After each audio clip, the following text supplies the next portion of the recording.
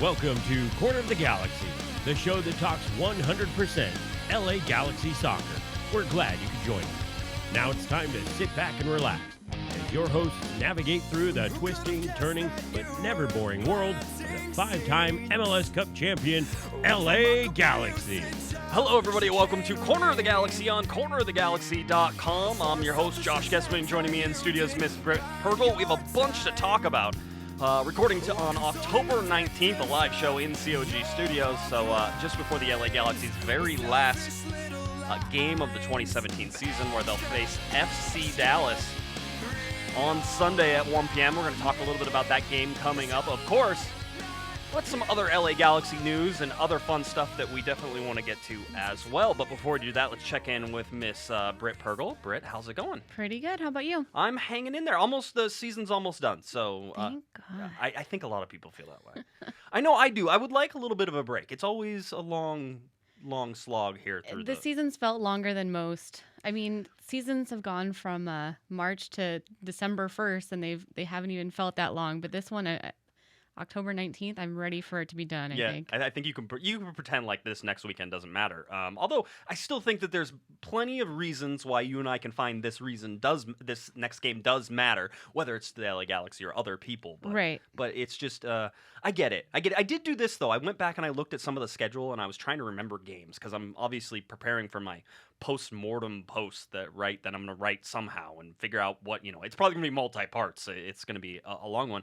But I was going through the games, and it all seemed like it did happen kind of fast. Like, whenever you go back and actually look at the games, I'm like, oh, I remember that game. Oh, I remember that game. But it feels condensed now. Having lived through it, though, it also feels like it was the longest season ever. Yeah, like looking back on it, it's like, oh, that one didn't feel good. That one didn't feel good either. We're going to learn from this one, and then it never happened. We're going to learn. Ah, yes, the beginning of the season. I remember that.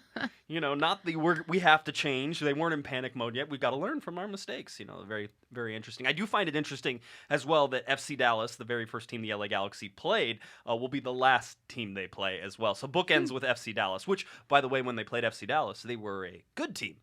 Yeah. And now, oh man, now they're a really bad team. In fact, we'll get to how bad and all that other stuff. But good news for the LA Galaxy. Good news for LA Galaxy fans.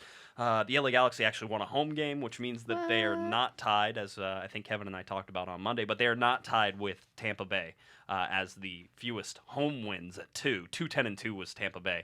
The LA Galaxy finished with 3 home wins. So yay, there's one. Ashley Cole was excited to dodge that particular, I don't know, achievement or... You have to find bright spots in almost anything this year, I think. I agree. I agree with that. And Ashley Cole has been one of those. So that's a good one to sort of focus on. But it is going to be interesting to see what this team can do in the offseason. I know everybody's sort of getting ready for that already. But before we do any of that, let's talk about Minnesota. Yeah. A 3-0 win. You go back and look at the stats. They're actually pretty even. Yeah, totally. Minnesota probably didn't convert chances. They actually led in possession, which I thought was interesting. Looking at the scoreline and looking at those percentages, it was a 45 to 55%, which I mean, it's still pretty like middle of the road, but at the same time, the scoreline does not go along with those percentages at all.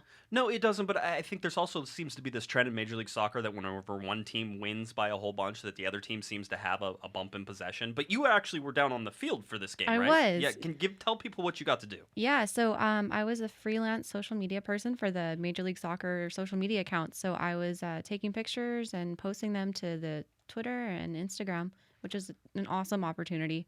It was kind of interesting in that I didn't feel like a fangirl kind of thing. It felt like a professional opportunity, and I'm supposed to be there. So it was a really cool feeling. And Alessandrini's last goal, he jumped right over the barriers, and I was 5 feet away, which is really cool. That is pretty cool. And you didn't get hit with any balls, right? I didn't. There's actually a GIF of me like ducking out of the way for one of Bobby Shuttleworth's really good saves. So that's pretty fun. I could see that would be my biggest fear. I get hit.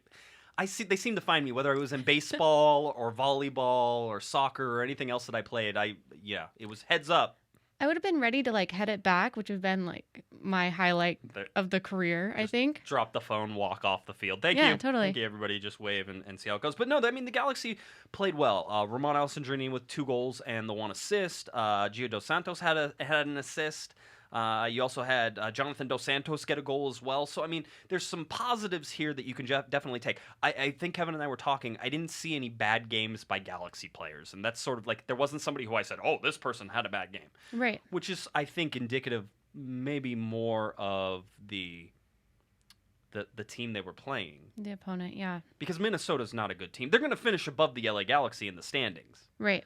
Which I don't think that would have been a good bet, because I wouldn't have taken that bet. Oh, you think that the Minnesota's going to finish? No, especially Right. after the start that Minnesota had.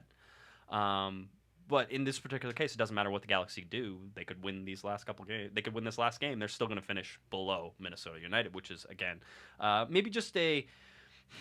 I was trying to write a story today on the preview and sort of, what it's like to sort of put these two positions opposite each other, which is the LA Galaxy penalty kicks away from going to a Western Conference final to fighting right now to get out of the very last position in the league. So maybe like you're watching a movie in the middle of the day at a movie theater and you walk out and it's really bright and it hurts your eyes and your eyes start watering a little bit, but you have to keep walking and you have to keep going because you have to see. That's sort of what this feels like this season. Man, that sounds awful. Doesn't it feel awful, though? It does. It definitely does. I will say this. I don't know if I got used to watching awful soccer or if there were just some really bad games last year as well, because there were really bad games in 2016. All the years.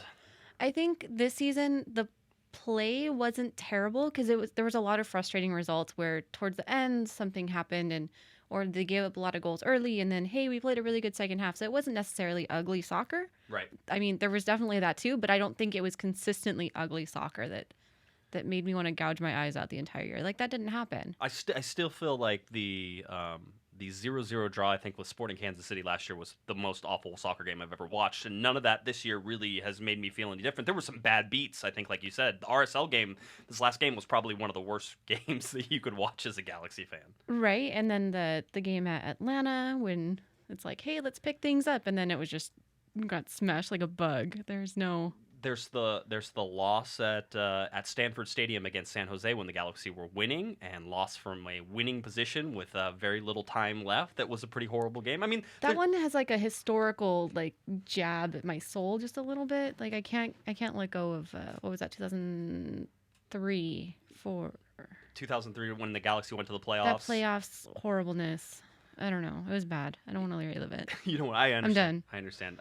One of the things that somebody asked on Twitter today, Richard Farley, who has been on this podcast before, who does a lot of coverage of soccer up in the Pacific Northwest and also down here sometimes. Richard Farley asked, give me your hottest soccer take. What is the thing that you think you're way out on a limb on? And mine is that Christian Wilhelmsen, people have heard this before, Christian Wilhelmsen almost single-handedly led the LA Galaxy to the 2012 MLS Cup, starting through their playoff run and into the MLS Cup final. Yikes. So that is my favorite hot take. And by the way, there's plenty of people who agree with me. So maybe I wasn't that far out there. It is a good take. Guy couldn't score a goal to save his life, but he looked like it. He looked like it. Do you have a hot soccer take? Do you have to think about one? I was trying to think about one. I don't have one off the top of my head. I guess I do. Just pre-show talking, I actually want the Galaxy to win this wooden spoon. I don't know if that's a hot take or not, but you want them to finish last in the league? I want them to finish last in the league. I want this wooden spoon. I understand. All right. Because, or are we getting to it later?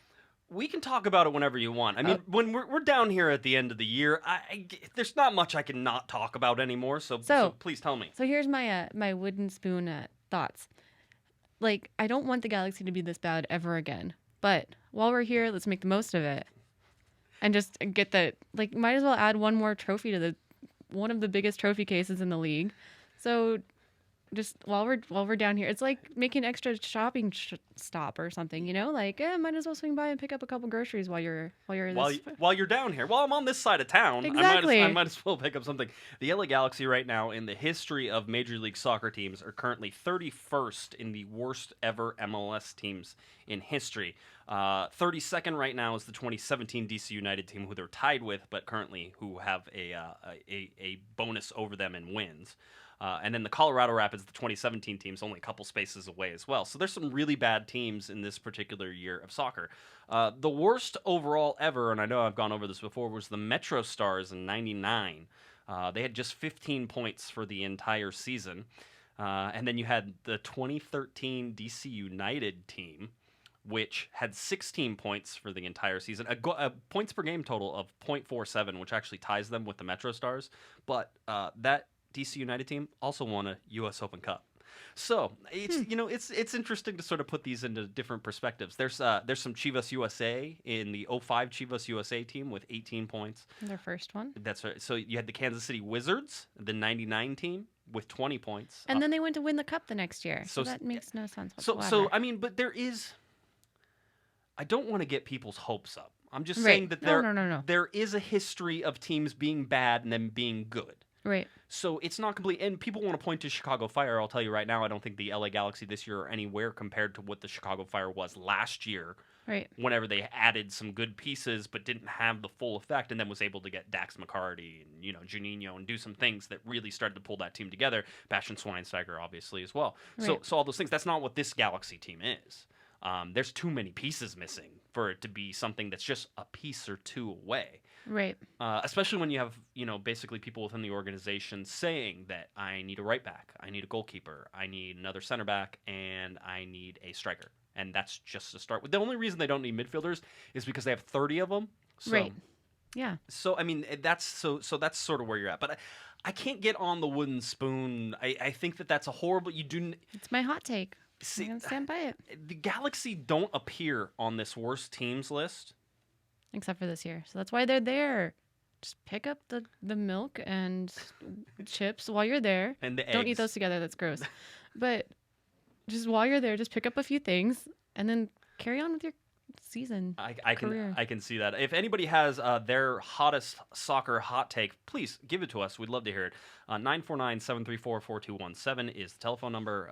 We're here. We're going to be talking here for the next hour, and we'd love to hear from you. So 949-734-4217 if you want to talk about the LA Galaxy, or if you have your hottest soccer take, and hopefully it'll be something I've actually heard of so I can sound intelligent, because most people don't. So. Did you see the MLS graphics of how the seasons played out for each of the teams? No. So they literally have this line where it shows, I think it goes like win by win, and it shows like where they are in the standings for the entire season. Right. And so the Galaxy are just kind of like middle of the table, it's okay, and then it just crashes, and they're like a straight line at the bottom for a little bit, and That's how it has been this year. And if you look, I do that game recap where I can look at all the game by game, and I've done it throughout the season, so that way you can track it to every other Galaxy season. And the Galaxy are off in this little land by themselves right now, and that's how you know they're bad, because most Galaxy teams have been good. But it's a difficult thing to sort of look, and you could see it. It was whenever you look at it, and one of the things that I certainly think now that you go back and you're able to tag things is you look at that loss to San Jose that I talked about at Stanford Stadium.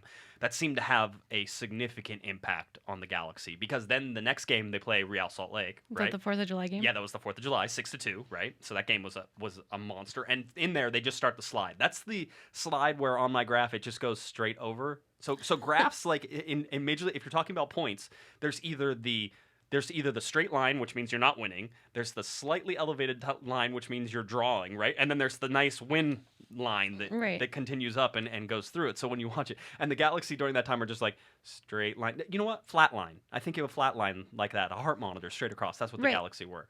And that's obviously, then they get rid of Cardinalfo, and then they bring in Siggy Schmidt, and Siggy Schmidt didn't seem to rectify anything. In fact, Siggy only has 2 wins since he took over.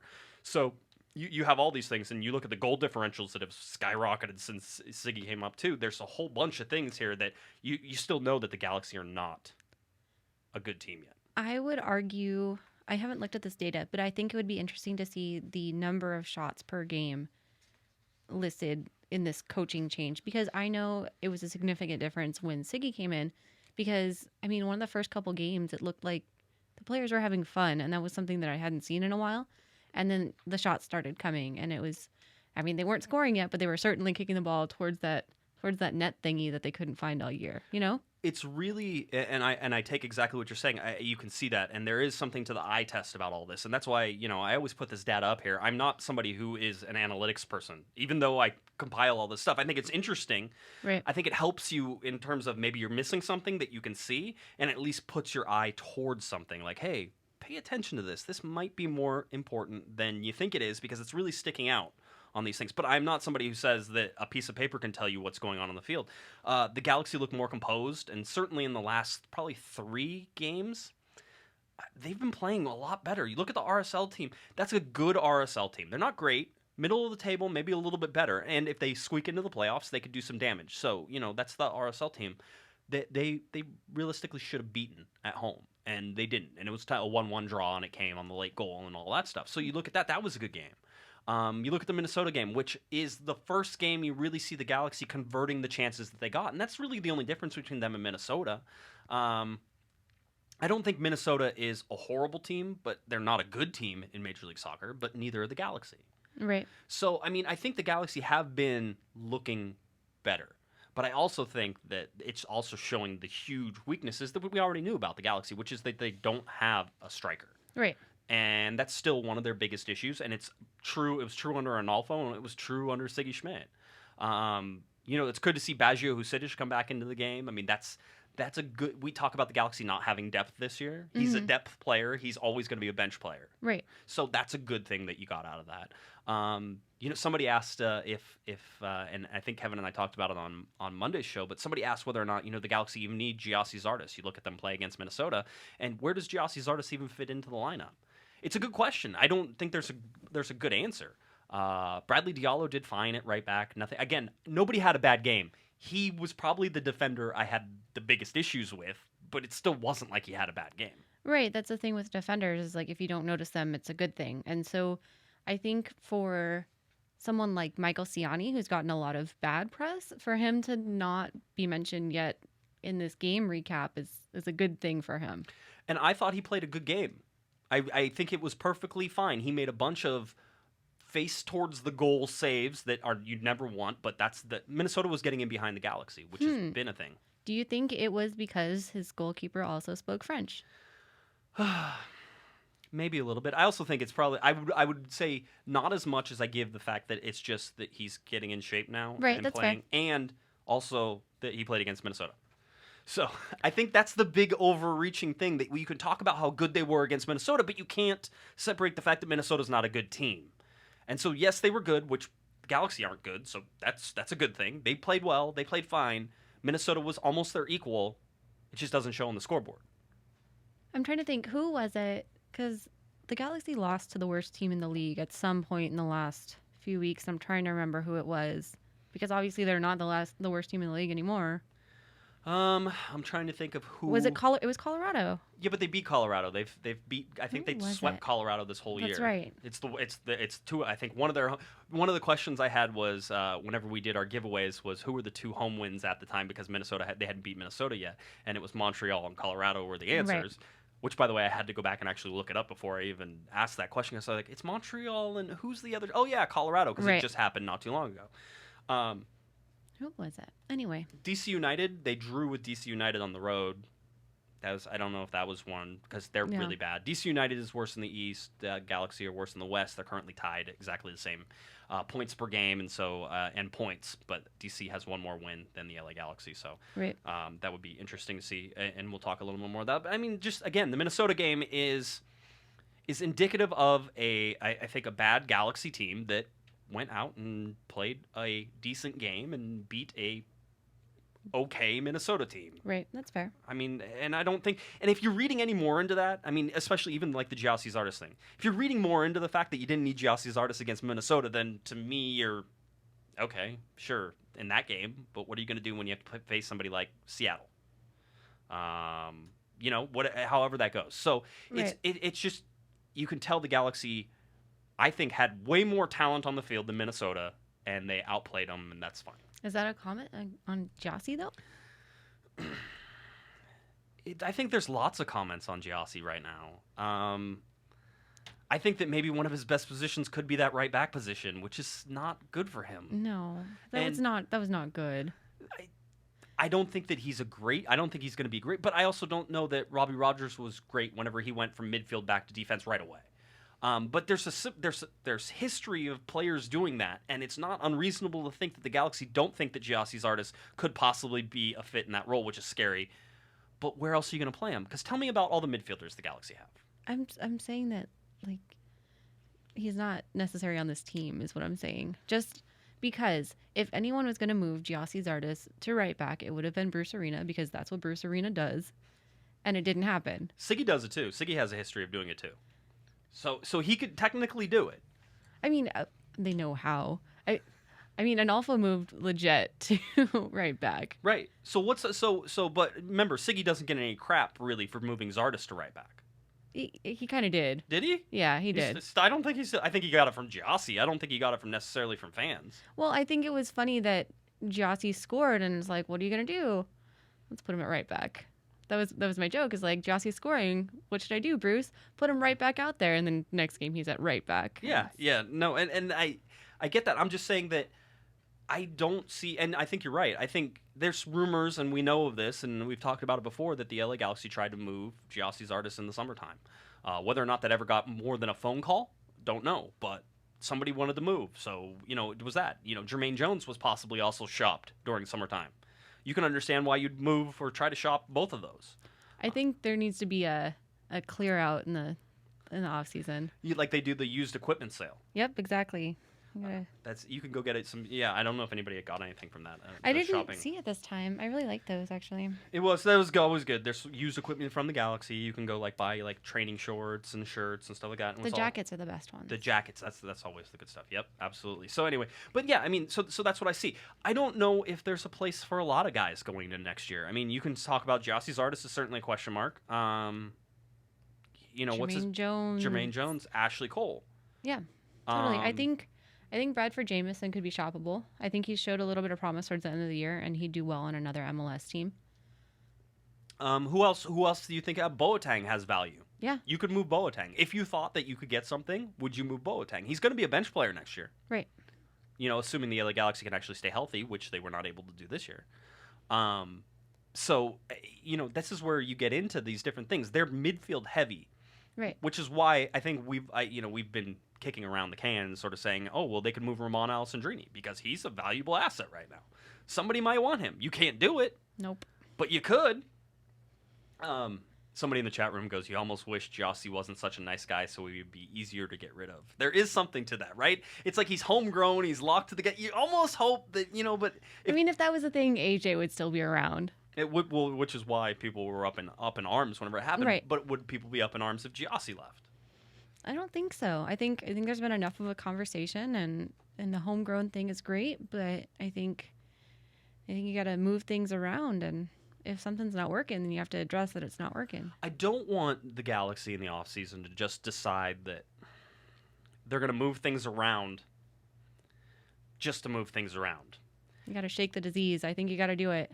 And I'm fine with that. Just go ahead and make smart decisions. And this is the big problem, is I'm not sure that the Galaxy have shown any sort of tendency to make smart decisions. This year, I think Bruce has found those loopholes that were great, but they don't have that experience. Well, I don't know. I would say with Dominic Kinnear and Siggy together. Yeah, you might have something. Might have that. There's certainly an argument too about whether or not they're the right guys to sort of lead this forward too. These are old school guys. Let's just say that. I mean, MLS 1.0, 2.0. Siggy had success with Seattle. The Galaxy weren't around. Seattle wins a couple MLS Cups before that happens. I will say that. I think Bruce had the better team. A lot of times that's how it worked. So in my head, Siggy moves to GM, and then Dom takes that head coaching role. And I think that would be a lot better for player development and all of that as well. Well, again, recruiting. And I agree with you. This year it's been the decision-making problem. Although I think that there were probably some that even last year in terms of recruiting and going after people and, things that didn't quite work out the way that they were supposed to. And quite honestly, in previous seasons, you can look at the Steven Gerrard deal. You can look at the Giovanni dos Santos deal, although he certainly produced last year. Right. Although we still look back at that, and my argument at that last year was that he scored a lot of goals in streaks and in games that were already over. And when you had Robbie Keane, you could do that because Robbie was going to score a couple goals, and then Giovanni dos Santos could come in and score a couple goals. So I see that argument as well.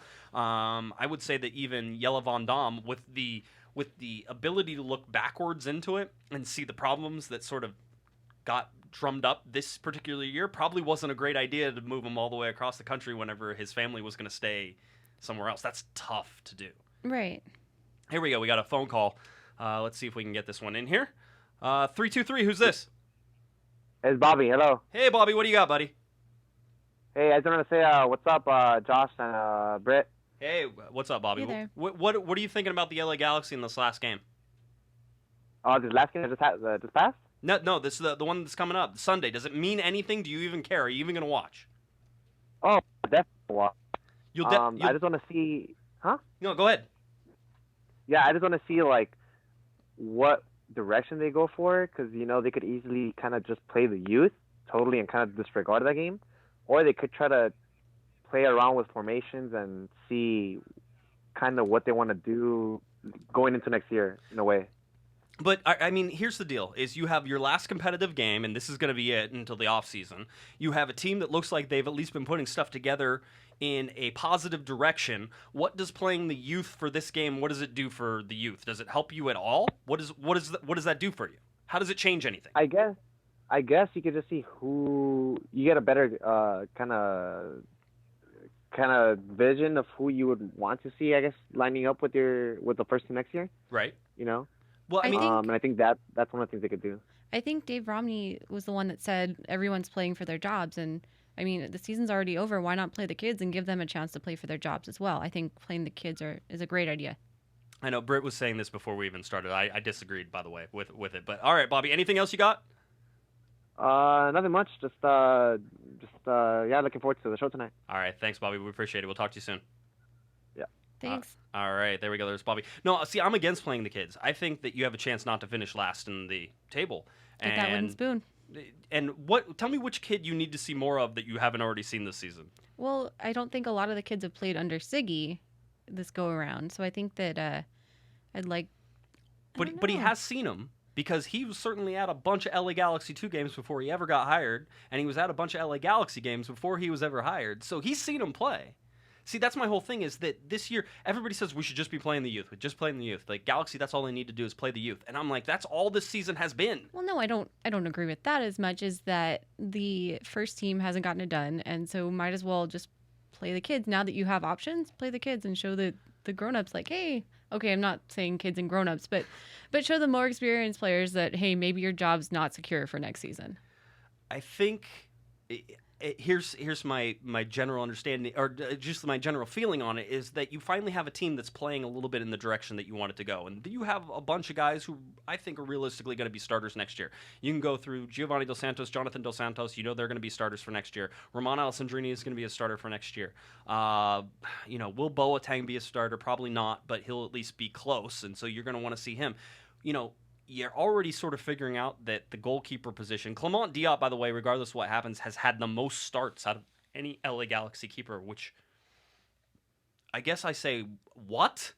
Brian Rowe was injured for 6 weeks. He was, but so that bumped him up, and then he stayed there, and then he stayed, and then now Siggy apparently is staying with. But you listen to Siggy in post games, and he doesn't seem like he's even close to convinced that anybody on the team is going to be.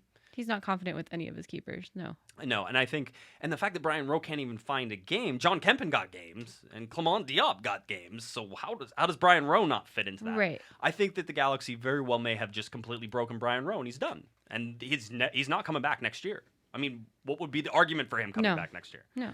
I'm looking for Siggy Schmidt was talking a little bit about Diop after the game against Minnesota. He said he's done all right in goal for us. I think early in the season when he played, he was a little inconsistent in some of the things that we did. He's become a lot more consistent in the things that we are doing. His feet are good. He reads the game well. He's aggressive off his line. Those are all pluses, and we want to make sure those pluses weren't going to be negatives in any sense. But obviously, in the last 3 games that we've played, he hasn't lost a game, so that says something. It's not exactly a glowing report card, right? It's like... Does he give glowing report cards very often, though? He talks about Roman Alessandrini nicely. We all talk about Roman Alessandrini nicely. Yeah, I don't think it's not hard to do. No, that's the easy part. He talks about, I think he's a little more positive about Gio than other people. But I also think that Gio demands positivity only because I don't think negativity would work for him at all. So I don't know that it's a positive to say, Gio, you're not doing well. I don't think that helps you in any sort of teams because I think Gio might be a fragile person. That's just my 2 cents. I don't know if I agree with that one, but anyway. Do you think Gio would do good under a person who's constantly yelling and screaming at him? I mean, I think that I would say that he's not a fragile person because you can't be fragile and play at that level, especially with the Mexican press. No way. All right. So then do you think that you have to treat him any differently than you treat other players? I think every player needs their own, Right. rapport with the coach. But I don't think he needs to be coddled or like walked out on the field like a fragile little flower. That's for me. Yes, that's how I see Gio. I see Gio as if you give him negative comments, he's just going to shut off and turn away and walk away and not come back. I talked about it at the beginning of the season where I said that a happy Gio is a good Gio. That's Right. the only thing you can happen. So you have to keep him happy. And bringing in Jonathan Dos Santos seems like the ultimate happiness, creator. Although it wasn't necessarily what the LA Galaxy needed. But again, if it gets Gio to perform, and certainly Jonathan Dos Santos and Gio Dos Santos both played, I think, good games. Again, nobody had a bad game. Jonathan was much better than I really expected him to be in that particular game. Had a lot of influence. His goal was great too. So all those things, that's great. But I really think that there are certain players you treat absolutely different, and I think that Gio is one of the most fragile personalities out there. And I agree with you that having to deal with the Mexican press is not something that's easy, and I'm not sure that he handles it all that well sometimes. I don't think that. I just think he doesn't have the support he needs on the field. Like, yes, there are tons of players, but there's no Robbie Keane out there, no Robbie Keane type character out there even. So of course he's going to struggle when he doesn't have constant support. But Playing wise, not Right. like emotional support wise. But whenever it was at the beginning of the season or in the offseason, the LA Galaxy said they were going to build around Giovanni Dos Santos. There was never going to be a Robbie Keane type to support That's him. their mistake because, well, I mean, if you were going to talk about yelling and screaming, does anyone yell and scream more than Robbie Keane? So No. technically, I've gone full circle here. So he had that yelling and screaming, and he thrived with it. Maybe. Do you think did Robbie yell at Gio though? Yes, I'm sure he does. Robbie not yell at Robbie anyone? doesn't yell. There's certain people Robbie didn't yell at. There were certain people. One of those people was Landon Donovan. They did not yell at each other. All right, they never did, and that was just. I think it was a mutual respect thing. I would think, however, that Robbie Keane certainly yelled at Giovanni Dos Santos. I couldn't see how he couldn't. Yeah, I don't know. I'm sure he yelled at Landon at least a time or two as well. I think that I don't know if it's like I feel like him not yelling is a sign of disrespect. Like that yelling is that respect. Like I care enough about you to yell. It sounds like an abusive relationship. Listen, I really care about. That's why I yell. All right. No, but you get into. I know what you're saying. The thing is that I think the Galaxy erred hugely whenever they decided to build it around Giovanni Dos Santos, and making him the guy makes him, I think, more of a difficulty to handle because you need him to be maximum performance in order to be able to get your $5.5 million out of him. He can be the guy. He just needs that playmaker with him. He just needs another guy that's going to be the guy. Right. I mean, that guy can be like an MLS veteran guy, like Dax McCarty. Okay. He needed somebody. He needs somebody like Landon Donovan, who maybe would have worked well with Gio if they had really played together all that much. He needs somebody like Robbie Keane. So he needs playmakers, and there aren't that many playmakers in Major League Soccer. You're talking about a serious expense in order to get Giovanni Dos Santos to do Not what he's doing. necessarily. It's just like you need someone who can feed him the ball is pretty much. And there's none of that on the Galaxy right now. But Robbie did more than that in terms of did. that. He created. Right. But there's no create. Listen, as much as I would love to say that the United States men's national team should be pulling all this amazing talent that MLS has in American players, there are not the American players that do get that time. Dax McCarty, great. Michael Bradley, great. Sort of both really good players. But you're talking about a couple guys out of that. There's not an American playmaker that you can get, I think, on the cheap, or not even on the cheap, just underneath the salary cap. That's not a TAM player that can support Giovanni Dos Santos. I think that and that just goes back into like the recruiting system or the development, because I mean you're naming all these like experienced players, but I mean how much do we know about Juninho when he came through, or Marcelo Zardes, things like that? Like it doesn't have to be this big marquee player. I think that the team could be built around Gio. He just needs some sort of support. I mean, we said the same thing about Gyasi all year too. That he didn't have the support. They both need the support, and I think they really felt not having a Robbie Keane in there. But if you have Gyasi and Gio and they still need a support player, where does that support come from? You had Romano Alessandrini being able to create things on the outside. You're limiting the play. Gio isn't a forward. Gio's not really a number 10 because he's not much of a creator. So he's sort of this hybrid in between that still plays in the middle of the field that probably takes up a striker position, but Gyasi's also going to play high and probably takes up a striker position unless you put him on the wing, and then so we're running out of spots in order to get it. Jonathan Dos Santos isn't necessarily a huge 10. He's probably more of an 8. even whatever an 8, a 6, a box to box. Yeah. Okay. However you want to define that, a box to box midfielder. So he's not really that guy.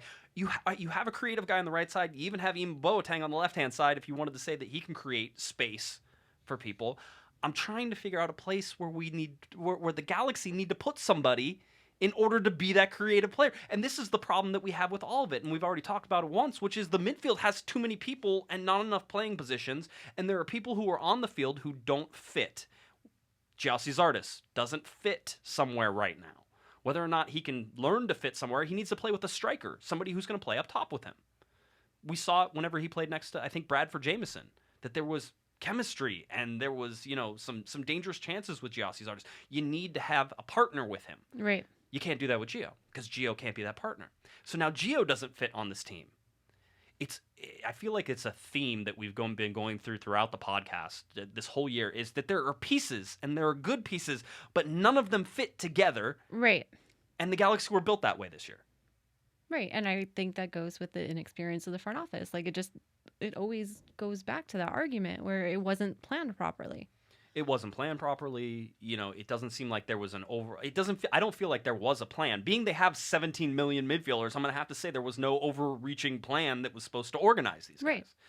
Oh my, the Galaxy this year. Plenty of things. This is the biggest surprise that I have right now, is that so far the front office, outside of Cardinalfo, if you want to call him part of the front office, which he's coaching staff, however you want to say it, but outside of the front office, Chris Klein, Jovan Karofsky, Pete Vagenas, outside of those three, that they all three still have their jobs right now. I think that it's not unfair to say that if the season, the way it goes, and whether it's wooden spoon or very down at the very bottom and just barely scrape by, is that there needs to be changes there. And right. That's not going to, I like the fact that you said, Siggy Schmidt coming in to be general manager and that Dom Kinnear could be it. We talked about Bruce Arena coming in as the general manager and that Dom Kinnear would be the coach. I think everybody really likes Dom Kinnear. The players seem to like Dom Kinnear. Right. So, there's lots of positivity going that way.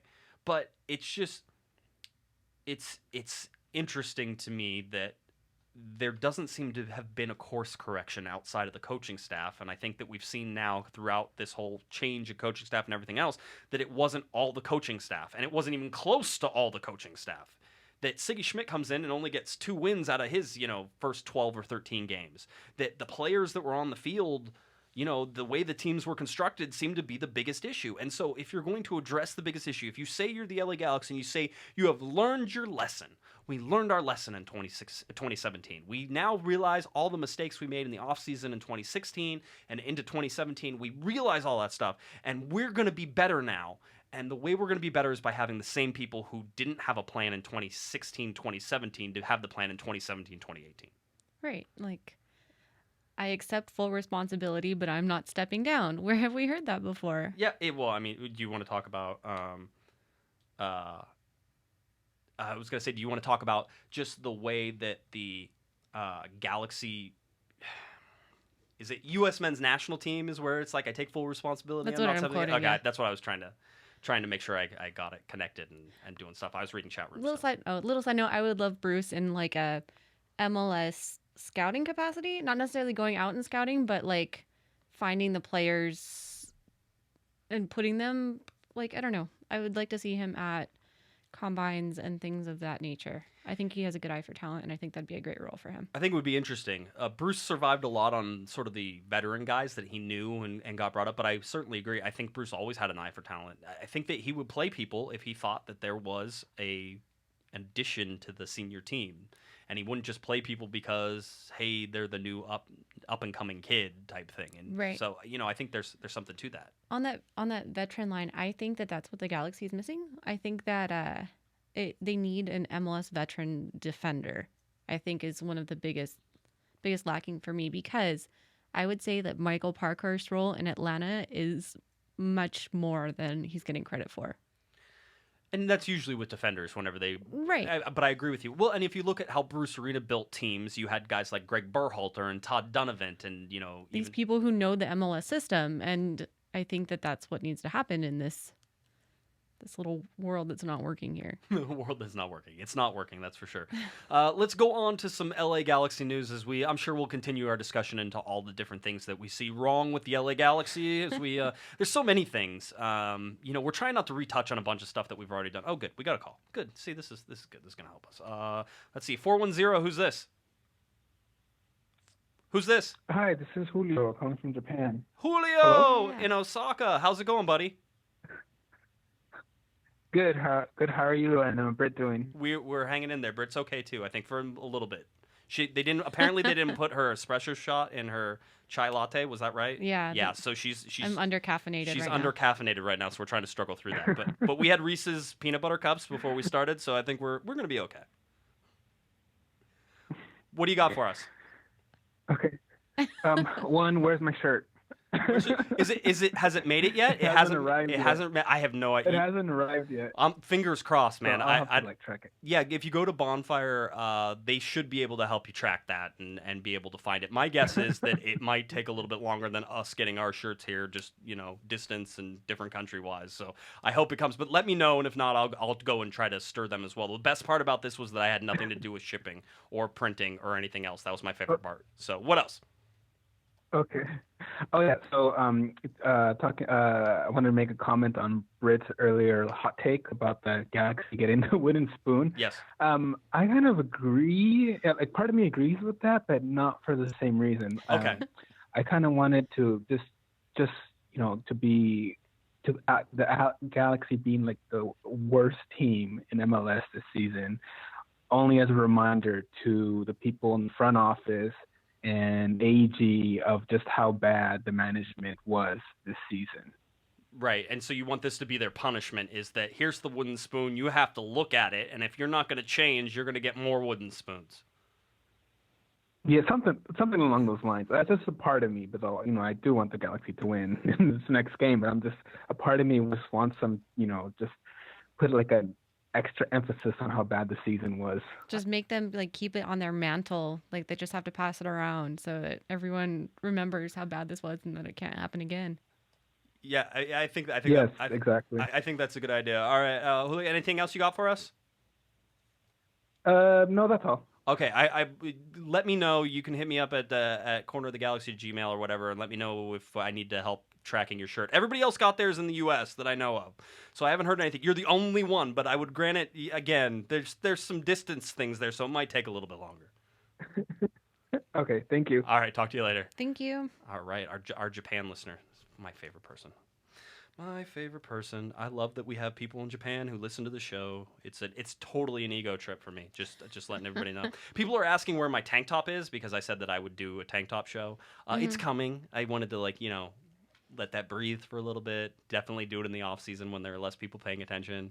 But I will do it so the Guns Out show, the Suns Out Guns Out show will happen eventually. That's just a horrible deal I made with the rest of you. That was ridiculous. LA Galaxy team news. Let's talk real quick about the LA Galaxy's postseason training. All right, this is new to a lot of people, including myself. Whenever the LA Galaxy don't make the playoffs, certain things happen. One of the things that happen is that they will get a week off. So they go and play on October 22nd against FC Dallas. They will come back and they will get a week off. So expect 1 week. They will come back to work on October 29th or 30th, and they will start training, which is basically, hey, part of the CBA, the collective bargaining agreement with the players, is that you guys get to train afterwards. And this is that way people can actually, still stay somewhat in shape, because otherwise it would be almost 2.5 months off, and that's a really long time to be away from soccer and everything else. All right, we got another telephone call. Let's see if we can squeeze it in. Who's this? This is Chris from Cerritos. Hey, Chris, how's it going? What do you got? I knew it was coming before it even happened. I could just tell. There's a song, and it comes across really horrible on this. I can't remember which song it is, but it's some meme that's going out there. So anyway, yes, there we go. Okay. So we go on. So the players will basically come in, and they'll return the week of the 29th or 30th. They will start possibly for 3 to 4 weeks of training. And so whenever they do that, we'll see what's happening. Siggy's already said that as soon as it's over, he's already going to have some trialists, and he'll have, the kids from USL and the academy team. Everybody will be up training with the senior team. So it's going to be one big giant thing. But the trialist thing is already interesting. He already has people he wants to bring in. Good. So that's good. So that's what you want to see. Here's the sort of rub on that is that the European players might be released because one is some of the European players are like, why would you keep them? Let them go home. So guys like Ashley Cole, if he wanted to leave, which he might stay. But if he wanted to leave, you could send him home. Ramon Alessandrini, who's over from Marseille, if he wants to go home, then he can go home. They might let those guys go, and the CBA is kind of fuzzy on that. So, have you heard anything about off-season loans for the Dos Santoses who are trying to stay sharp World for Cup World Cup? sharp? Yeah, I haven't, and it would be interesting to see if any of that happens. It's going to be. I'd say it's a detriment, obviously, to the LA Galaxy that they're going to have the Dos Santos brothers, who are both expected to be on the Mexico World Cup team. I remember talking to Landon Donovan about this, is that it is mentally and physically draining during a World Cup year, and having to play through the season, and obviously with MLS's crazy, ridiculous schedule compared to the rest of the world, they're going to be exhausted when they come back, and it's going to be it will be interesting. You saw Landon Donovan suffer from it. You saw other national team players just come back just completely out of it and not able to play as much. Because when you think about it, the World Cup is upper echelon. I'm giving 100%. That's absolutely, everything, laying it on the line. And they have these guys who come back. I wonder if it's more of a detriment now because back when Landon played, or at least a couple of World Cups ago, MLS didn't give him that as much of a break. So games are still being played, so the season felt a little bit shorter, where like he was missing a few Galaxy games with U.S. national team duty. So now if they're giving MLS these breaks, then those games still have to be played, so it's just adding games to their calendar for the year. Yeah, it is going to be one of those. It's going to be a messed up year. I Yeah. mean, and clearly, and they're going to get a break, and like you said, there will be a break. It will probably be, I would say, comparable to 2014's break. I don't think they're going to get any more time, although maybe it's warranted, maybe it's not, and we'll, you get to watch. But for the LA Galaxy, you're going to have definitely those two guys gone, and they're two designated players. And granted, the Galaxy have been through this before, but with the deeper teams that were able to sort of pick that up. So it's important to build a deep team for next year, knowing you're not going to have Gio and you're not going to have Jonah for, I would say, a large portion of the summer, because it usually ends up being there's training camp beforehand, then there's the games, then there's the recovery afterwards, and sometimes that's 2 or 3 weeks after you come back from the World Cup where these guys really take some time off. So it'll be interesting to see. So for that reason, I don't worry. I'm not as concerned for the LA Galaxy trying to loan Gio and Jonah out in the offseason, because I feel like they're going to want to not be 100% pumped up and gone, because they're going to need to rest for that time. So I think that if they do the offseason loan, that would be a tremendous amount of soccer. They're basically going to play over a year of soccer straight. Right. That's a lot. I don't know. Isn't that what Landon did? Wasn't like Everton right before? Was it before the World Cup? I don't think it was before the World Cup. I don't remember the timeline of it. I don't think it was before the World Cup, at least not the 2014 where he eventually got cut. Right. But 2010 in South Africa, maybe that was right before. I think so. I think he just had a lot of soccer, and maybe that's why he needed that break. But, like, I don't know. I think it's important for them to stay in shape for it. Right. Because 2.5 months off is a lot for anyone, and then play on the world's biggest stage is ridiculous. It is, and I agree with that. It'll be interesting to see what they do. I still think that I haven't heard anything. It doesn't mean that nothing's going on, but Right. you would expect that it's not going to happen until January, because Right. it can't until the transfer windows start opening up. So we'll we can gauge that and sort of watch that as we go. Christian in the chat room says, just want to say that I called you talking about Gio and JDS going on loans. So there we go. See, they're smart people all around Yep. us. All right. Let's see. What else in terms of news do we have? Okay, so anyway, so that we talked about the postseason training. Now let's talk about preseason training camp. The LA Galaxy will report to preseason training camp on January 22nd of 2018. That's pretty usual starting time for everybody, but that's when they'll report to StubHub Center. Usually that first day consists of conditioning / physicals / physical testing and all the fun stuff that they normally do. Siggy Schmidt has already indicated that some of that training camp will be spent away from StubHub Center, something that Bruce Arena hated, by the way. Bruce used to say there's no reason for us to go anywhere. It sounds like a lot of work, and the hardest part was trying to find games. And he goes, plenty of people will come to Southern California to play the Galaxy. So, but Siggy says they're going somewhere. Could be Tucson, maybe a Desert Diamond Cup that the Galaxy once participated in for a little bit. So maybe that's the closest sort of training camp. I think they also do one down in. Is there one in Orlando where they also have some games and do some stuff? I think so. I pay no attention to the preseason and where they go, but maybe not a trip to Fresno this year to face San Jose. Maybe that's been a thing in the last couple of years. Right. So just sort of watch what those preseason are. But again, January 22nd, you can already mark it down in your calendars, so that way you can start to get ready for what that 2018 season is going to be. Finally, the other bit of LA Galaxy news, which is interesting more than anything else, the LA Galaxy will host the inaugural international youth tournament in Southern California called the LA Galaxy Cup. This will feature LA Galaxy academies to participate and also includes England, Swansea City, and a lot more. So they're trying to get worldwide attention for this. It's from the U12 to the U19 level, so you could get some U18 players in there, which would be, or 18-year-old players, which would be interesting to sort of see from around the world. It starts on Wednesday, March 28th, all right? So in next year, but if you want to put it in your calendars, it's kind of something that's going to be interesting and accessible to, I think, a lot of people. It's near me, so that's why I'm of particular interest. It's down in Orange County at the Great Park, where they have 18 fields and also that 5,000 seat soccer stadium where Orange County SC plays, the LAFC affiliate there. So just very interesting things whenever you look at what the LA Galaxy Academy is doing, and maybe that will be a good time. There's going to be a bunch of LA Galaxy Academy teams, the different teams that are all affiliates and also just the general academy. So it'll be interesting to see what kind of draw this does, and if this could be something similar to what happens in Dallas with some of the USSDA, the Development Academy, playoffs and the big national sort of tournament that comes in and do some things. So that's coming up in March 28th to Sunday, April 1st, and hopefully I'll be able to get to some of those games. Maybe talk to some of the kids. Got to talk to like an 11-year-old kid what he thinks about the Galaxy. That sounds like that would be fun. Let's see. Somebody in the chat room, Eduardo, he goes, if in 8 months we're still in a bad situation again, are we allowed to be surprised? Seeing Siggy only kind of did better than Kurt. Maybe it's a 2020 hindsight type of deal. So if the Galaxy are in a similar situation next year, would you be surprised, Brett? I would be surprised because Siggy will have an entire offseason to build his team, and I believe that he can talk to the people in the front office in ways that maybe Analfo didn't have the experience to do.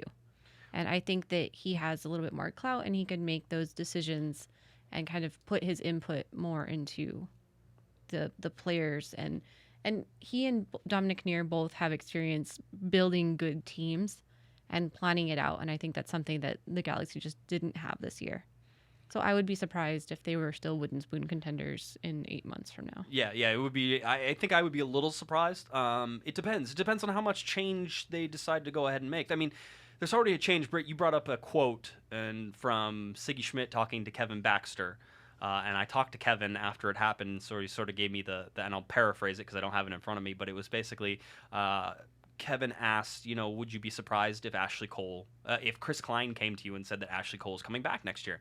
And Siggy Schmidt, made a point of saying, Chris Klein wouldn't be telling me he's coming back. I would be telling him that Ashley Cole is coming back. Right. I will tell you right now that is a flip and a change from what happened under Kurt Analfo, where it seemed like that Pete Vagenas and Jovan Karofsky could outvote somebody like Kurt Analfo. Now, if that's the case, that Siggy has taken over the decision-making chance, then my question is sort of what is Pete Vagenas' job if Siggy Schmidt is going to go ahead and make these decisions already? The same thing that Chris Klein's job's been for the last however many years? Yeah, and it's sort of, there's something there. It's like, okay, so you're a figurehead now and you're not doing anything. Again, the move for Siggy Schmidt into general manager makes a lot more sense than to keep Pete Vagenas doing something. I think he was VP of soccer operations before and that type of thing. So he was academy director before that. So it would be interesting to see how that all goes. But that's the important part of this is that Siggy made it a point to tell Kevin Baxter that. Right. That's not the wording is the wording was not a mistake. Clear. Yeah, exactly. So I think that you are going to see a lot of that, and I agree with you, Britt, that I think that Siggy and Dominic now have a great opportunity to be able to influence the building of this roster, and you can hear that Siggy is already talking about bringing in other guys and doing other things. So none of that is surprising. None of that should be surprising. Let's go real quickly to the LA Galaxy schedule. I like doing this whenever there's only one game remaining. There's one game remaining against FC Dallas. That's all you need to know. Also, all you need to know is that every single game this Sunday, and again, the game is on Sunday, every single game this Sunday, regardless of who your team is, kicks off at 1 p.m. Pacific time. Everybody plays at the exact same time, so if you have your MLS Live subscription, you can do the nice 4-screen one where you have watch 4 games at once, which could be interesting. Toronto FC and the Eastern Conference are all settled in terms of who's going to be there, but I think there's teams in there that can finish anywhere from 3rd to 5th, so there's lots of things that could change around and move in terms of how they do their final finishing. It's Toronto, New York City FC, Chicago Fire, Atlanta United FC, Columbus Crew SC, and the New York Red Bulls. So those are the teams that are in the Eastern Conference. They're already set just where they finish in terms of seeding. All right, for the Western Conference, there is only one spot up for remaining in terms of inclusion, and then there's obviously jostling for positions again. Vancouver Whitecaps are at the top, and I believe they almost clinched the number 1 seed. Portland can technically overtake them if Vancouver loses, that type of thing. Although, are Vancouver and Portland playing each other? See, I didn't even look at the whole thing. I think there's a whole bunch of stuff going on with Cascadia, and Cascadia looks like they're going to get all 3 of their teams into the playoffs and playing, and they're all at right now currently 1, 2, and 3 as well, which is I don't know. I think it's bad for the rest of us because the egos that will be driven out of Cascadia finishing 1, 2, and 3 in the Pacific Northwest is nothing anybody really needs to ever have to deal with, and that's what everybody looks like they're going to have to deal with. You said Portland and Vancouver, right? Yeah. They're playing against each other. So, see, there is a chance that you could have a flip-flop of the number 1 seed right now with Vancouver leading Portland by 2 points. So if Portland wins, they could jump on and take that number 1 seed. Seattle Sounders also at that 50-point mark, which is the same as Portland. So technically, I guess if they draw 53, no, see, then it would be Vancouver, and then it would tie Seattle, but Seattle can't finish first. I've been reading all of these things. So Seattle, I don't think, can finish first.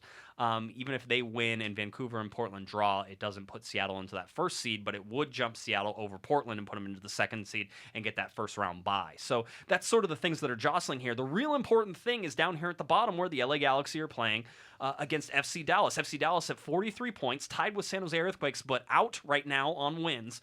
San Jose would have to lose or draw, and FC Dallas would have to win in order to jump and do some of these things in order to get in. So I actually have FC Dallas and why it's important. He says that he has it somewhere because he put it here. FC Dallas will clinch a berth in the MLS Cup playoffs if FC Dallas wins versus the LA Galaxy on Sunday and San Jose Earthquakes tie or lose versus Minnesota United on Sunday, or FC Dallas tie versus the LA Galaxy on Sunday and San Jose Earthquakes lose versus Minnesota United on Sunday, and Real Salt Lake tie or lose versus Sporting Kansas City on Sunday. So just because I might be like part supervillain, I would love to see the Galaxy. Well, wait, that doesn't go with my wooden spoon theory. What? But I would love the Galaxy to Trinidad and Tobago FC Dallas, so they win. Like, the Galaxy are already very far out of it. Right. But their win would negatively affect someone else. Here's the thing, okay?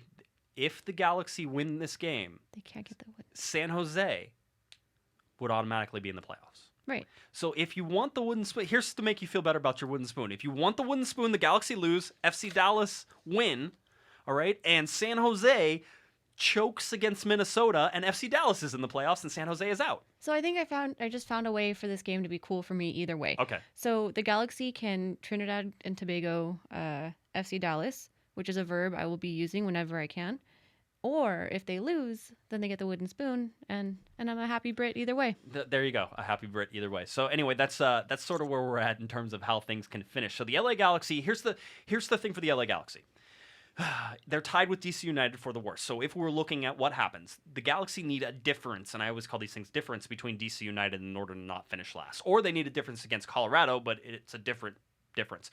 So if the LA Galaxy win and DC United draws or loses, then the Galaxy would not finish last in the league.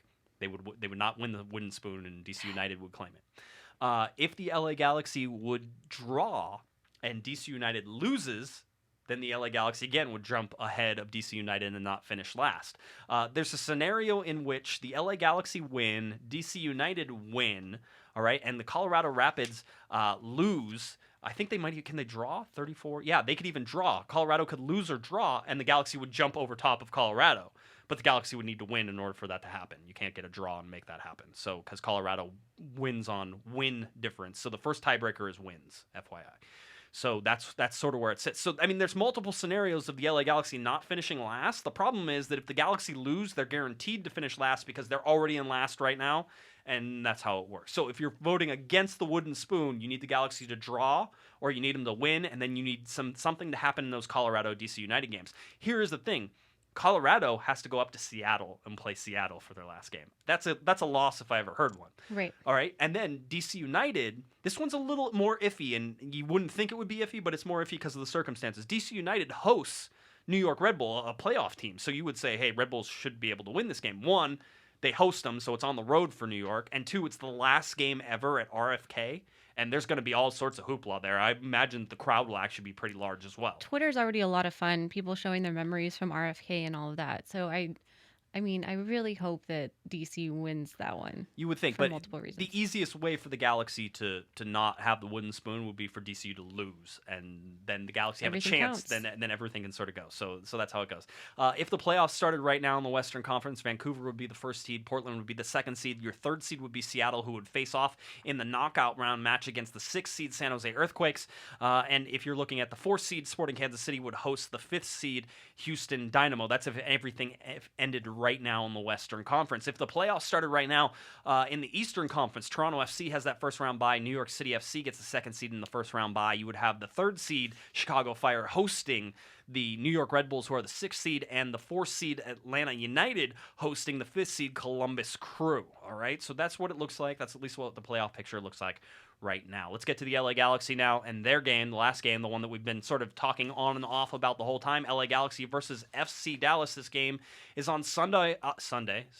You got your Texan accent with that one. I was going to say, either that or Aussie. It was way out in somewhere from It's been a long season. Sunday, October 22nd, 1 p.m. on Spectrum Sportsnet, Spectrum Deportes.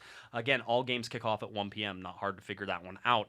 Dallas is 10, 10, and 13 for 43 points. They last played a game against Seattle where they lost in Seattle 4-0. The LA Galaxy are 8, 17, and 8. Very symmetrical for the Galaxy this whole year. They've been very 8 and 8, 7 and 7 in terms of wins and draws. So it's been very 8, 17, and 8 for 32 points. Beat Minnesota 3-0 at home for their last game. Here is the thing about this game. We talked about FC Dallas, Britt, being a good team at the beginning of the year. And the Galaxy certainly faced them, and FC Dallas had a very good start to the year. And FC Dallas was probably the team to beat in the Western Conference whenever you started this season. That has not been the case the second half of the season. And since July 4th, I did the math, Dallas is 2, 8, and 6 for 12 points. And they've been outscored 32-13. Okay. The LA Galaxy, since July 4th, are 2, 9, and 4 for 10 points. And they one less game, by the way. And they've been outscored 30-16. So not as bad in the goal differential. Technically, Dallas has had worse goal differential since July 4th and almost the same record as the LA Galaxy. Are you counting the July 4th game? Because that would No. definitely affect the goal differential. No, because I had to do it for both of them because they both, They both won the game after their July 4th game. So I Okay. wanted to do it. So since July 4th, which excludes, I've been told by reporters that since excludes the date that you're doing. That's fair. Yes. So since it was July 4th. I'm just saying that a -4 goal differential would fix that, right? Yeah. Yeah. So, so you look at that. So I think that these two teams are actually pretty comparable in terms of what they are. I think FC Dallas should be the better team at home. One of them was good this year. One of them was good for a while, but the only good that's done for Dallas now is that they are at least fighting for a playoff position because the second half of the season has been disastrous for them. On par and on pace with the LA Galaxy, which is a disaster. I think that Dallas is going to get this one because they do have that chance. Like, if we're not going to play for a spot to... I'm getting sad about the U.S. right now. If you're not going to play for that spot and secure your own spot in the next round, then and what they does can that say about and you? they can win and it won't matter, but they have to win in order for it to even have a chance. This hurts my soul so much right now. Yeah, I know. It's one of those things with the U.S. That's how it went. And now the Galaxy sort of are in that same position in terms of that they could be the Trinidad and Tobago. They can go in and they can upset FC Dallas and they can sort of ruin all those things for FC Dallas. So it'll be interesting to see how the Galaxy face this. Now, I took full credit for the Galaxy beating Minnesota United, because I got to talk to Ashley Cole on Saturday, and I may have alerted them to the fact that if they didn't win, they were going to be tied for the worst, fewest wins, right? And he even mentioned it in the post game that it was something he thought about. So I sort of made sure that whenever I talked to some guys, this week, that I made sure that they understood that if they lose, they finish last in the league. So I'm hoping that my positive influence again can sort of wake some people up. I always think that's interesting. Sometimes I don't think the players know. And I think they choose not to look at that kind of thing sometimes. Sometimes it might help, but also I think that it can be used as a real motivator. So, I mean, if you're the coaching staff, you have to sit there and go, do you guys want to be the 2001 Tampa Bay Mutiny? Ashley Cole doesn't even know who the Tampa Bay Mutiny are because they disbanded after the 2001 season, and he's never heard of them before, right? So, I mean, that's who you could be tied with. You don't want to be in that but you are who you keep friends with. The LA Galaxy don't want to be friends with the 200001 Tampa Bay Mutiny. Have you seen their logo though? With the Tampa Bay Mutiny was yeah. a fire? No. That's it's the bat, like the alien bat from hell or something from space. Really? Yeah. The Tampa Bay Mutiny? Yeah, they had a cool bat logo. It was before my time. It was amazing. It was before my time. If anyone knows where I could get one of those, please let me know. Somebody should recreate some of those.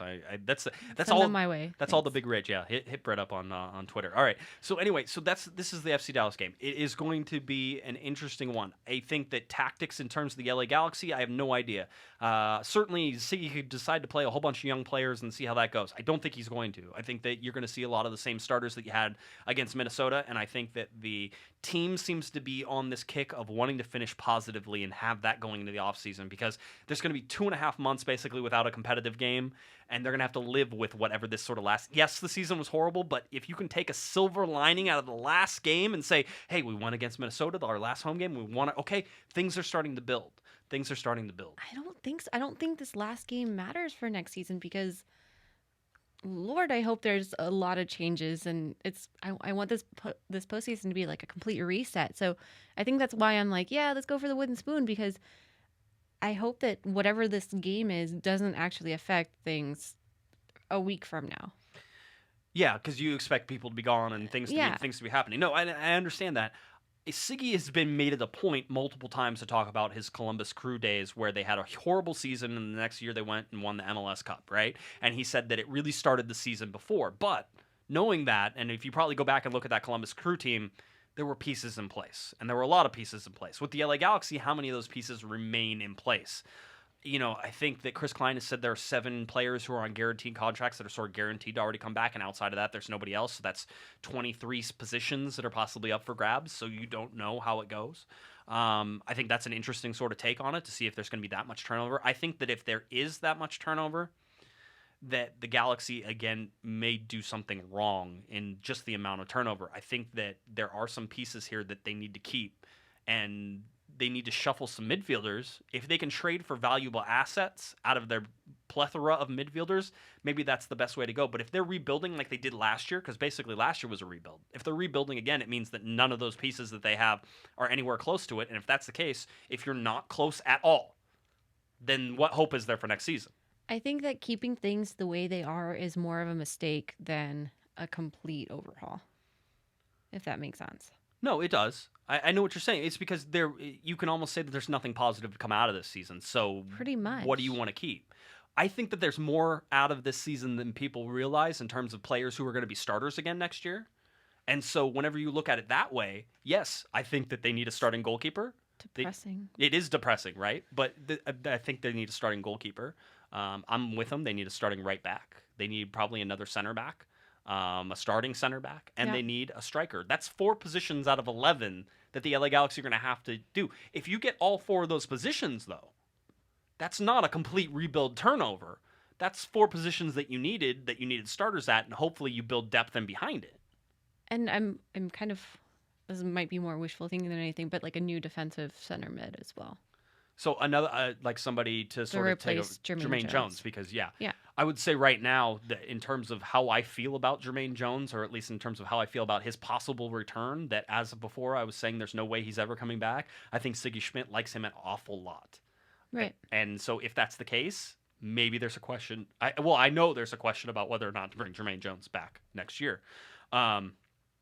There's also a question of the fact that he takes up $722,000, and unless there's a severe adjustment in the amount of money that he's going to be paid, that's a lot of money to be sort of gambling again on Jermaine Jones. And let's not forget he missed a whole bunch of games due to injury this year, Right. and he's not getting any younger for next year. While I think he's played well in these last couple of games, you still have to ask the question about whether or not he's valuable enough Right. to be on this team next year. And the same question goes for Ashley Cole. Let's be 100% honest, and I think I have been with Ashley Cole. I really like him on this team. I think he adds that veteran presence that the Galaxy are missing. I think that he probably should be captain this year, and the fact that he's not right now is sort of head-scratching. But he's going to be 37 years old. How much money are you going to have to pay him? He's underpaid right now for realistically who he is, which is 107 national team appearances and, a Champions League trophy. The dude is going unnoticed in Los Angeles. In Brittany's world, he moves to a coaching staff position for next season. I don't think that that's something that he would want to do. I think that he feels like he might have more time, but I think that his locker room presence might be the strongest thing that he brings, and that positivity. So in my eyes, I mean, I don't know. I've had that opinion on a lot of Galaxy players. It's like, your time here might be done, but I think you're a good human, so let's keep you within the organization. Right. No, and I think a lot of people feel that way. I just don't think that ever really happens, and I don't know that. Pete Vianis. Yeah, I know. Well, even Greg Berhalter was player coach, I believe, at one point. So I mean, it has happened. Right. There's some there, but I think for Ashley Cole at 37, if you could get him for another year and he plays like he played this year, whatever you pay him, including up to maybe $450,000, which is just under it, if you can offload some of the other more expensive contracts, which would be somebody like Jermaine Jones, Gyasi Zardes, who has an expensive contract, there's targeted allocation money in both of those that you could sort of offload and free up salary cap room. If you can do that, then do you gamble on Ashley Cole again for whatever he can give you, and know that you may have to have a backup in place? Because he said, and he even said it after the game against Minnesota, I'm going to play until my legs give out. Well, when's that going to be? He doesn't know, right? And nobody knows, but you're sort of that.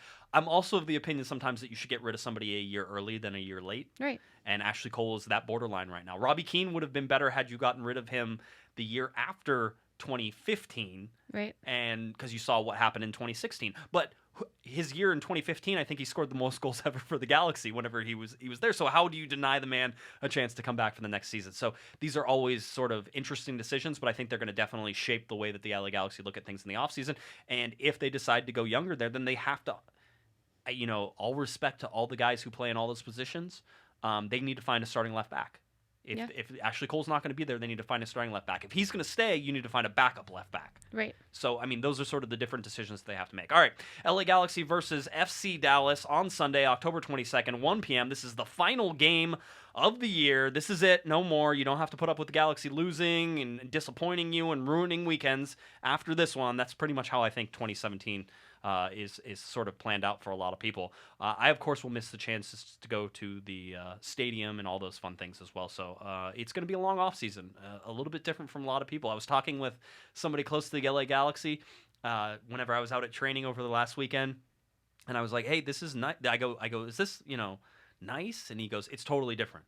He goes, it's totally different. He goes, I did something I haven't been able to do since 2009. I said, what was that? He goes, well, I made plans for Thanksgiving. He goes, most of the time I would just have to go and run somewhere in order to find Thanksgiving. He goes, so I actually made plans. I'm going to go spend it with family. He goes, so I would do that sometimes, but it would be last minute and I'd have to run out and rush out. So it's different. And it's this person isn't saying that's a good thing. Right. They're just saying it's different and that it's something that they sort of looked at. All right. Let's see, Britt, anything else you want to cover before we get out of here? No, not really. All right. You want to tell people where they can find you? Anything else? Or did you I mean, we talked briefly about Columbus, but our hearts to Columbus, I think. And all of that. The Columbus thing. I don't want to go. Let's touch on it real quick because it's certainly in the minds of a lot of people and what can happen.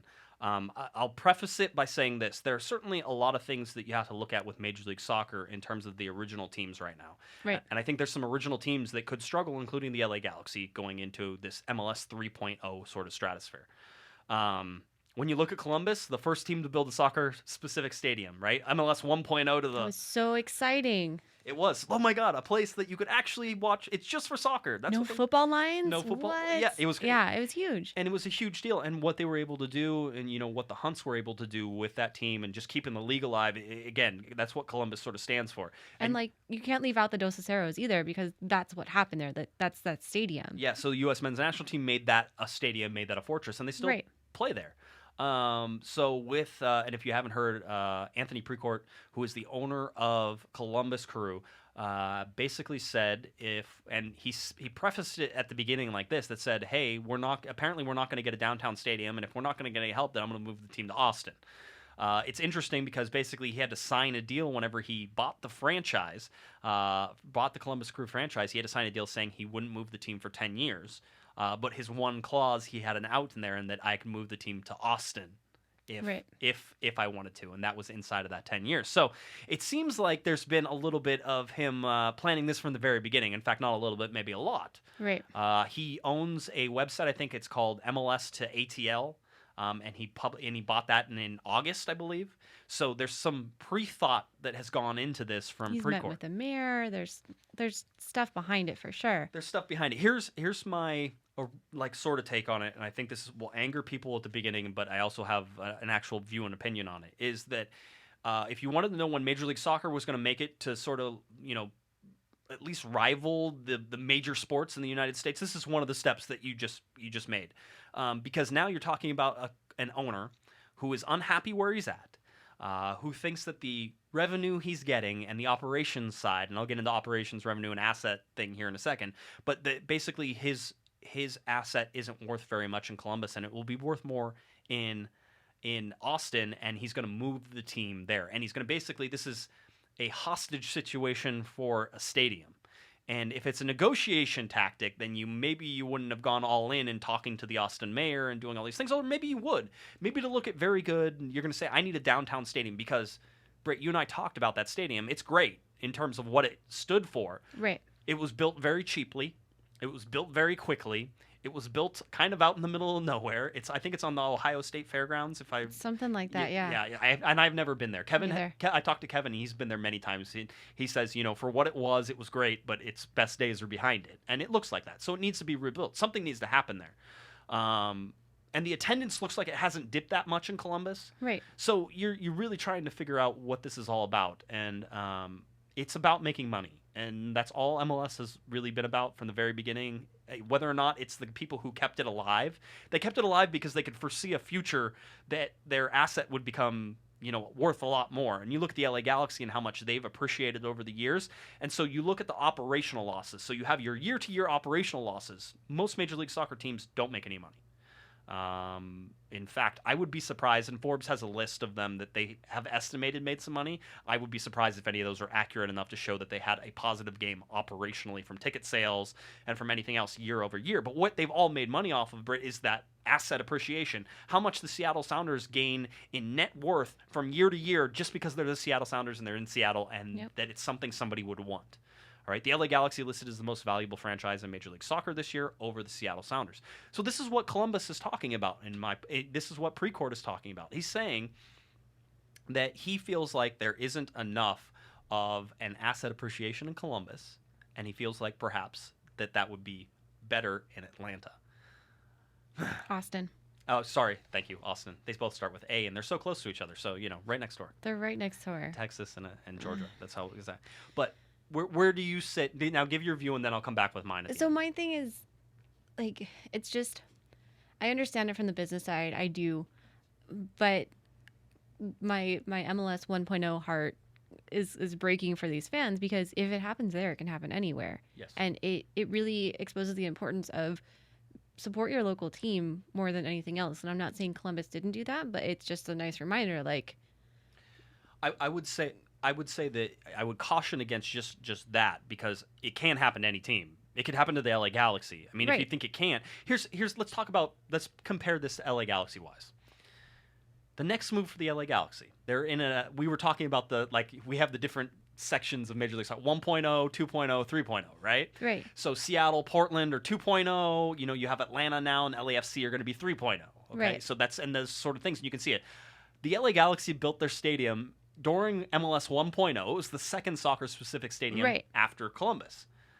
And that came in at sort of MLS 1.5. It was different than 1.0 and what Columbus did, but it sort of set the new standard for the soccer-specific stadiums Right. that ushered in, like Colorado got one and Dallas got one afterward. Chicago got one. Yeah, so you see it, but these are all stadiums that aren't necessarily located in prime real estate spots, and they're ones that are more cookie-cutter than they are, like, have a lot of charm. I mean, I like StubHub Center. I think it's great, but you're lying if you say that, Portland doesn't have more charm than the LA Galaxy or even Sporting Kansas City in terms of the charm and how that was. They were built differently at different times. What's the next step for the LA Galaxy then? They're an MLS 1.0, 1.5 team.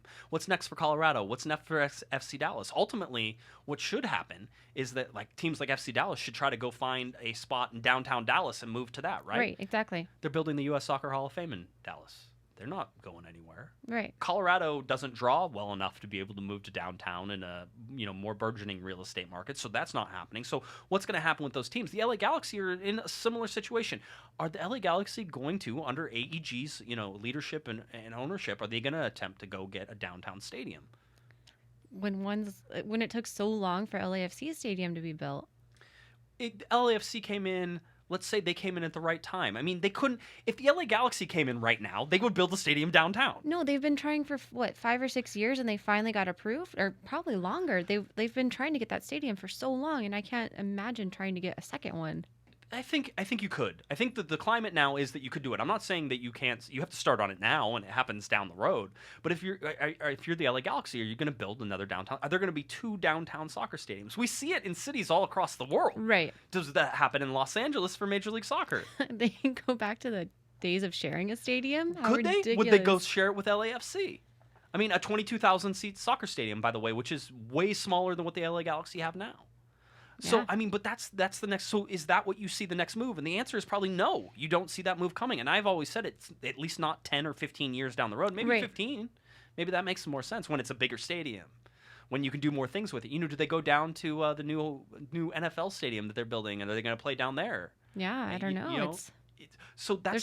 There's possibilities, and I think that's something that we're fortunate with in LA market that has so many of those opportunities.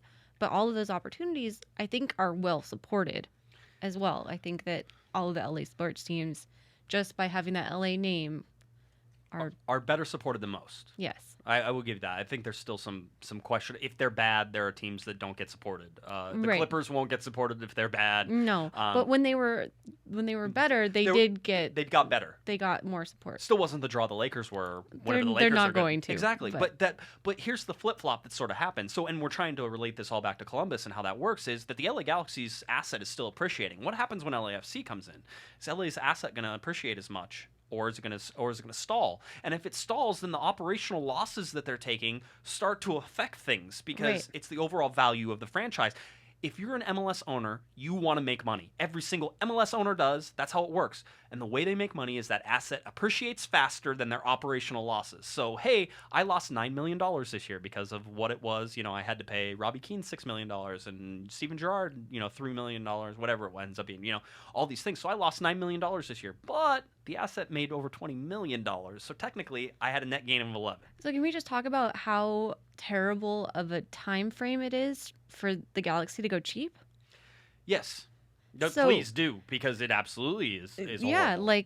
Spend money this year while LAFC is doing a knockout job of advertising and handing out free hats to people to hand to their friends to expand it. And all these things are great marketing, great location. You can take the metro to get there. I went to a bar on Tuesday night. Everybody was watching the LA Dodger game. They just made the World Series, by the way. Woo. Woo, yay! Yeah, go Dodgers. Go. I'm a fan of all baseball. So, I'm a fan of the Dodgers. Okay, so that's good. Yay, me. So I go in. They were watching the Dodger game. I saw no less than 2 LAFC hats. Yeah. I didn't see any Galaxy hats. And again, this year, and I've said it. I think even with you on here, the LA Galaxy, with the disastrous performance they made, gave a team that doesn't exist the #1 billing in Major League Soccer Yeah, absolutely. next year. I mean, why would you want to come to the LA Galaxy when you could go to LAFC next year? If you're a casual fan, which I've always said, the argument here is always for casual fans. The diehard fans will stay with the LA Galaxy. Diehard fans will stay with LAFC. We'll call them diehards, whatever, however they want to be. But they know that that's going to be their team. They're the diehards. Right. They're going to go to every game. That's great. Los Angeles isn't about diehard fans. Los Angeles is about casual fans because there's way more of those than there ever is diehards. So with the casual fan, where's the casual fan going to go? You going to want to go to brand new $300 million stadium that's in downtown Los Angeles? You want to head out to Carson and StubHub Center where the Chargers play sometimes?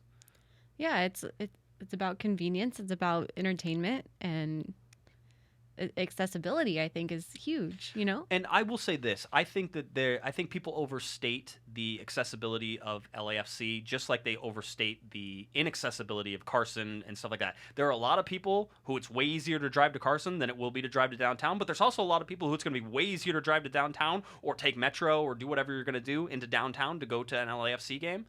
And the bottom line is that it works for both. So I think there's enough to support both of those. I think that public transportation to LAFC is going to be a game changer. I think that LAFC having a stadium that holds 22,000 people will benefit them greatly than if they built a stadium with 27,000 or 30,000 people in it. That's fair. It's a different point than what I was making, but that's fair. Well, I mean, but you're going to judge it. This is how you're going to judge the success of that, right? Is because you're going to see LAFC's stadium and it's going to be full. Right. And it's going to be full every single game. And then you're going to see the LA Galaxy and they're going to have, 25,000 people in there, but it's not going to be full because it's never full. Right.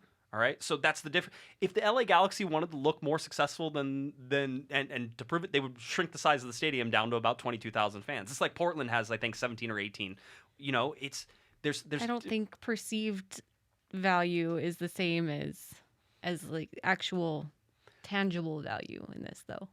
The perceived value is that you're going to look at the atmosphere at LAFC, which is a soccer-specific stadium that was designed differently. It's going to be full, right? And it's going to be a different atmosphere than what you're going to be able to get at StubHub Center whenever that's not completely sold out. I've seen StubHub Center, and you have too. Right. It's completely sold out, and it's amazing. Right. Right? You've seen it for MLS Cups and all those things. It's loud. It's electric. People are involved in the game. It's amazing. Right. How often does that happen? I mean, it depends because, ACB brings it, so there's that. And then the cross stadium chant is lovely. Right, with LA Riot So there's Squad, that. Yeah. And so I think that, I think it's there. I think that. But it sounds different. If it would be different if you put it in a 22,000 seat stadium and every seat was sold out. It's a different feeling than if you go to a 27,000 and there's only 25,000. There's more people, but it's going to be different. I guess. And that's how people judge success. Every single time, because the Galaxy can have 22,000 people at a game and people are like, nobody's there, right? And then you go and look, you're going to see LAFC is going to have 22,000 people at a game. If we'll look at the place, it's sold out. Oh, hey, LA Galaxy, how come you can't sell out a stadium? It's already coming. That argument's coming. Just wait for it. But I think I don't know. I think this is a tangent that's not as. I think that a lot of people view it on the success of, one, on the field, two, what it looks like in the stands, and what it sounds and feels like for these. And I think that LAFC has an advantage in every single one of those, and one of the advantages they gained, and how they're going to show that success is by showing that 22,000 seat stadium.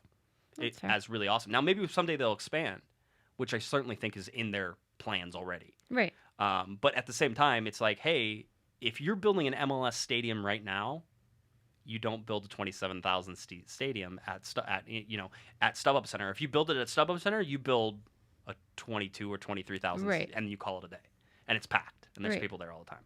So anyway, just to get back to it and look at that, the LA Galaxy are not that far away from a situation, or at least not in my mind, of being something that what Columbus is right now. And I think that's a scary part, but that's right. also a realistic part of every professional sport in the United States. Right. And it's even happened in places in Europe as well, where the teams have moved. Granted, they get a bunch of crap for it. Right. So there's places, but it's a part of the overall landscape. And I think it's ridiculous that we talked about it, that they're not allowing the Columbus season ticket holders to cancel their season tickets. Oh yeah. Even though they're going to be playing, the argument is that we're playing here in 2018, so blah, blah, blah. It's like, yeah, but you just told everybody that you don't want to be here anymore, and if you don't want to be here anymore, why am I supporting you? Right, exactly. So I certainly understand that and everything. So it's a raw deal for Columbus fans, and that's the worst part about it, is that there are Columbus fans who have been Columbus fans since 1996. Right. and they're not going to have a team anymore if Anthony Precourt has his way. And if he didn't want to be in Columbus, maybe he should sell the team to somebody who wants to try to get a downtown stadium in Columbus. Right. But it's not really his asset. See, this is the other part of this, because it's technically Major League Soccer's asset, right? But he gets to manage it, and they are part of the board of directors. It gets fuzzy, but at the same time, there's a difference than just somebody who owns the franchise outright. It's like, I'm moving it. I'm taking it wherever I want to go. St. Louis Rams coming to Los Angeles. It's my asset. I'm moving it. I don't care what happens. So there's all these things. So I think it's going to be interesting to see how it affects the MLS 1.0 teams, the FC Dallases, the Colorados. The New England Revolution. The New England Revolution, right? Exactly. That's another one that needs this downtown stadium. If they get a downtown stadium, all of a sudden they're MLS 3.0. I think they're the only one. Someone on Twitter said that the New England Revolution is the only one that hasn't gone through some sort of rebranding. They still have New England or revolutionsoccer.net, I believe, is their website. Crayola logo still there. Every time I type it in, I'm always like .net. Okay, that makes no sense. What are we? So anyway, yeah. So that's how it goes. But so that's interesting. I think it's interesting to follow. We'll follow it as much as I can. I know there's lots of people who think that I should come out and write a story in support of the Columbus Crew, and I think that if I do anything like that, it's not going to be in support of the Crew, but it's certainly going to try to explain the situation the best that I know it and understand that it can happen to any team. But again, any team. Could people say, who would it not happen to? Would it happen to Seattle? Probably not Seattle. Probably right now. Not Seattle. Right now, what's going to happen in 10 years? What if everybody has soccer-specific stadiums and Seattle doesn't have one and they're trying to get one in downtown and they can't get one? Would they ever move? You don't know. I think they're because the Seattle sports teams work so well together, and I think that benefits them so much. Like their baseball team, they schedule their games around each other. It's like you can go here in the morning for a 1:00 baseball game and then go to the soccer game in the afternoon. And I think that's brilliant, and I don't understand why other markets don't do more of that. It's coordination, and who has the overall, who's the big dog, and then who's everybody else who's going to schedule around. It's probably the NFL and Seattle, and then everybody else sort of schedules around, and so it works well that way. I just my only point in bringing up Seattle is that nothing is permanent. All right, so don't think that this is. I mean, LAFC has all this momentum. If they go out and lay an egg, that momentum goes away. They certainly had more momentum than Chivas USA did, though. They did, and they still do, and that's good, and they have all the buzz. Everything's going right for them right now. Right. But it doesn't mean that, in 2 years we're not sitting there and going, oh, wow, LAFC, they're horrible. Look at that management. It's horrible. I mean, all that stuff can happen. And the same with the LA Galaxy. There's no saying the Galaxy are better next year. Right. There's a possibility of it, but seeing what's happening and saying that this could never happen to the LA Galaxy in terms of relocation is ridiculous. All right, AEG could move it anywhere in the country. I mean, they could. And there's already a team in LA, so it's not like the league would be like, oh, well, but we need a team in Los Angeles. It could happen to the LA Galaxy. It could happen to LAFC in 10 or 15 years. So that's what I'm saying. That's the big takeaway, I think, from this more than anything else, is that if it can happen in Columbus, and certainly a smaller market and one where you could understand maybe why there would be some hesitancy to plant permanent roots in Columbus, because it seems like the league is more centered on the bigger population centers now. And how they're doing things. But again, Austin isn't exactly like a giant population center either whenever you look at it. Granted, Houston, one of the largest cities in the country, and you got Dallas that's near, and Austin is a great, sort of hipsterish young vibe. It's a very much an MLS market when you look at it. But it's not guaranteeing anything by moving to Austin. It's almost like this is the out in my clause, so it's the only place I can go, so that's where I'm going type of thing. So very, very interesting, I think a little bit shady, so we'll continue to watch it on the show. All right, anything else you got? Nope, that's all I got. Go Dodgers. All right, tell people where they can find you. On Twitter @_ BrittJo, BrittJo. All right, if you're looking for me on Twitter, it's @JGuesman, JGUESMAN, and of course @Galaxy Podcast. Head on over to cornerofthegalaxy.com as well. Again, I love seeing everybody in their shirts, so thank you for that. It was great seeing everybody at the game, and I really had a great time meeting with everybody. We're going to have some off-season events, I promise you, some off-season events coming up that we can all get involved in, and I can meet some more of you at some other places, so we'll let you know what those are. All right, LA Galaxy against FC Dallas on Sunday, 1 p.m. Spectrum Sportsnet, Spectrum Deportes, last game of the 2017 season. Galaxy wooden spoon? I guess we'll find out. For Miss Britt Pergl, I'm Josh Guesman. You've been listening to Corner of the Galaxy on cornerofthegalaxy.com. Have a great one.